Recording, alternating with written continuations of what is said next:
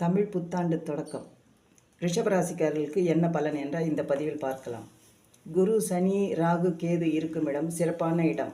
குரு 2இல் குடும்பம், வாக்கு, தனித்தன்மை இவை சிறந்து விளங்கும். சனி 10இல் தொழில், இதனால் செய்யும் தொழில் மூலம் அதிக வரவு. குருவின் பார்வையால் சத்துரு, பிணி, கடன் தொல்லை நீங்கும். ஆரோக்கியம் சிறந்து விளங்கும்.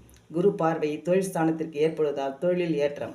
ராகு 10இல் புது தொழில் தொடங்க அதில் ஏற்றம், லாபம் இவை வர அதிக வாய்ப்பு. நாளில் கேது இருப்பதால் தாய்க்கு ஆரோக்கியம் பாதிப்பு வரும். தாயுடன் சிறிது உறவு பாதிக்கும். கல்வி கற்கும் மாணவர்கள் கல்வியில் நாட்டம் குறைய வாய்ப்பு. ஆனால் மற்ற கிரகங்கள் புதன், சூரியன், சுக்கிரன், செவ்வாய் இவை இடம் மாறும்போது நிலைமை மாற வாய்ப்பு.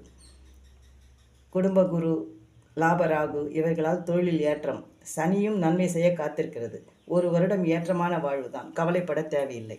இந்த பதிவு பிடித்திருந்தால் லைக் பண்ணுங்கள், ஷேர் பண்ணுங்கள், சப்ஸ்கிரைப் பண்ணுங்கள். உங்களுடைய கமெண்ட்ஸை சொல்லுங்கள். தேங்க்ஸ்.